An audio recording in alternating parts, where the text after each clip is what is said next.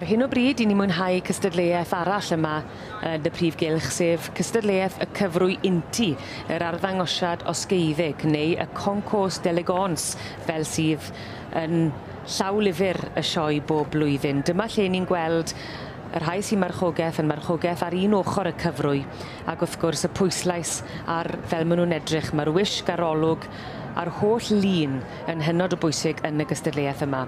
Wrth yn ochr i, yn edrych ar y gystadleuaeth yma hefyd, Rob Jones, ac mae yna bictiwr arbennig o dda yn perthyn i bob un bron, ac yn arbennig yr ahi ifancau ni'n gweld.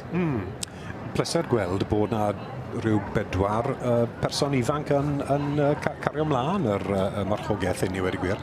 Hwna'n beth da am y dyfodol, ynddo fe? Ni'n gweld Henrietta nawr wedi gofyn i dim ond 2 ar hyn o bryd o falle wahanol oedran. Mae'r plant yw nhw sydd ar cefn y 2 hyn.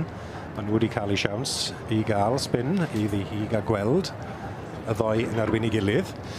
A wedyn mae'r tu flaen i ni y ceffil coch, banjo, Gemma Rhys. Hwn oedd yr enillydd a pencampwr yr concours blwyddyn diwetha. A mae hon yn mynd i fod yn anodd i giro, ond gall ei ddigwydd. Henrietta Barton fyna, yn beirniadu'r gystadleuaeth yma, ac yn brofiadol iawn, nid yn unig yn y cyfrwy Inti, ond yn marchogaeth tipyn i hunan. Odi wir, ia. A llywydd yr gymdeithas, yr saith sadle cyfle Inti, ynddo fe. Dyma banjo yn dod i diwedd, sioe fach syml. Dyna gyd sy'n eisiau, achos y pictiwr yw'r peth. 23 wedi rhoi henwe lawr, a dwi'n mynd credu bod ni'n bell o'r ffigwr yna faint sydd wedi dod yma i gystadlu yn y prif gylch heddi. Y glas, ceffil glas, Summertime Lady 2 i Helen Thomas, welon ni, yn munud yn ôl.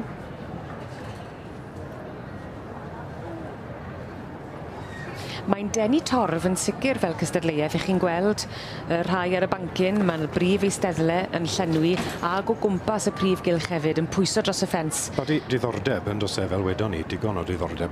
Mae'n disgwyl fi fel bod Henrietta wedi gofyn i bawb i mas ei fod yn deg iddyn nhw. Un ffordd o wneud dim byd yn erbyn ni, gallu wneud beth mae moyn yn dyfe. Ac 1 ar 15 wedi dod i gystadlu ar y diwrnod yma yn y gystadleuaeth. Na'r dosbarth cryfa. Inti wy'n cofio i wedi gwirth o ti, mae hwn yn ddosbarth bach cryf. A parch i'r beirniad, fi'n credu hi sydd wedi tynnu mwy o fobl i'r cylchyn heddi.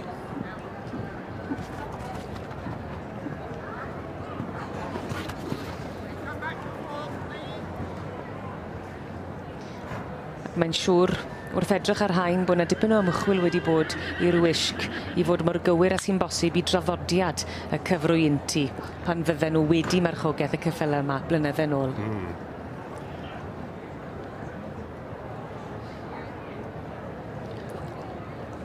A o dan y sgart wyt ti'n gwisgo fel jodhpurs, fel bydde ti yn gwisgo i bob fath arall o farchogaeth, achos mae'r cwrs yn dalar noi rhywbeth, so mae rhaid bod rhywbeth yn protector gos fyna. Odi, mae pawb yn cael siawns i fy mas yn y cylch, mae'r cylch yn glir. Ddim yn...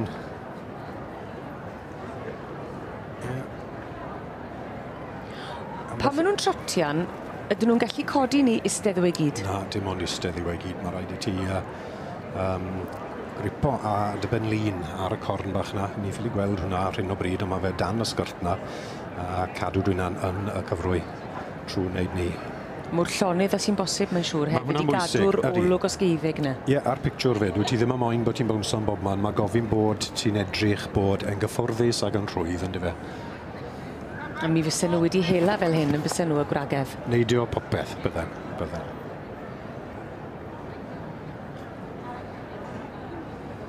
A dyna ni, yw'n credu na'r diwedd. Gall Miss Barton ofyn i fi mas.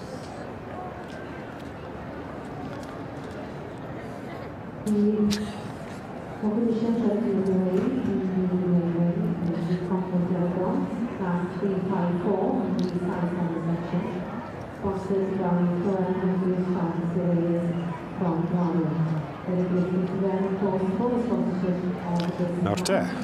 Henrietta Barton yn y pinc yn beirniadu'r gystadleuaeth. Y stiwardiad bob ochr iddi, wedi cael cipolwg ar bob un ohonyn nhw'n unigol, yn cerdded trotian ag yn mynd i'r canter. O, mae wedi dewis fyd. Mae wedi dewis wrth golwg bethach. Dod yn nhw mlaen mewn trefen ar hyn o bryd, neu... Ddim yn siŵr fe gewn ni wybod nawr. Os na'r hosglwm ar fi'n dod allan. Wrth Gwen, yr ferch sy'n ar y brig, mae'n disgwyl fel bod hi'n meddwl bod wedi ennill. So gobeithio na beth yw'r peth. Ond mae yna dipyn o stori wedi bod heddi, newid safle yn yr eiliadau ola. Wel, ni wedi gweld digon yn dyn ni yn yr adran A. Oedden wir, ie. Mae yna ddoi geffil glas.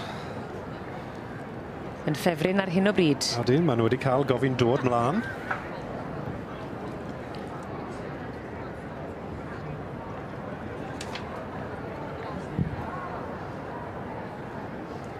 Pencampwr blwyddyn diwetha'n drydydd.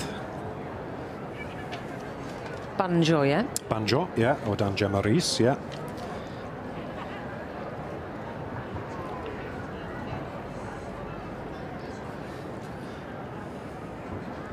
Yr un coch yn drydydd yw Gemma, dyma ni. O na, Gemma drws nesa.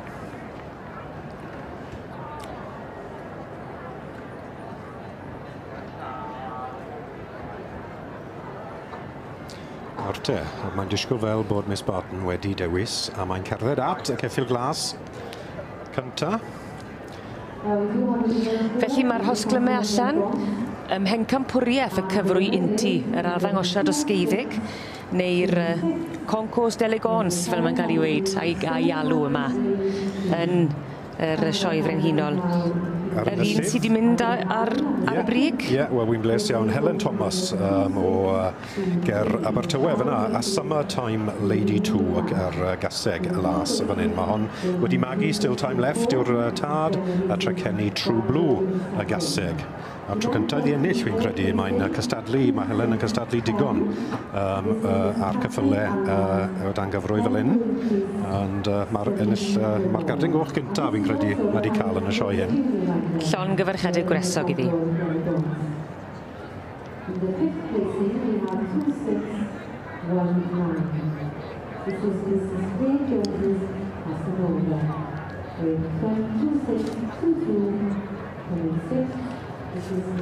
Mae yna debygrwydd rhwng y cynta a'r ail o ran y ceffylau yn dos. Mae'n amlwg bod y lliw llwyd wedi bod wrth fodd.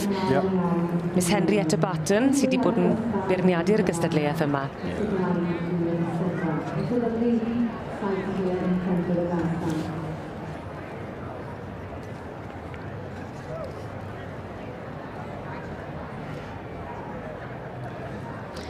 Dyma ni yn derbyn yr hosglymau ac yn cadarnhau. Mae hi sydd yn deilwng o bencampwriaeth y cyfrwy unti yr arddangosiad gosgeiddig i ni wedi bod yn mwynhau yn y prif gylch. Mae Summertime Lady 2 a Miss Helen Thomas. Yn sicr, ar ôl rhoi arddangosfa hyfryd iawn yma yn y sioe, wedi mynd â bryd y beirniad Miss H. Barton, Henrietta Barton, wedi bod yn beirniadu'r gystadleuaeth yma, a gwrth i bodd gyda Summertime Lady 2. Yr olygfa eich chi'n gweld ac yn glywed ar hyn o bryd yn dipyn o ffefryn yma yn yr eisteddle. Mae Summertime Lady 2 yn eiddo i Miss Helen Thomas ac wedi dod i'r brig yn y bencampwriaeth arbennig yma. Pencampwriaeth y cyfrwy unti ar ddangosiad gosgeiddig ac mae wedi bod yn dipyn o gystadleuaeth yma yn y prif gylch y prynhawn yma.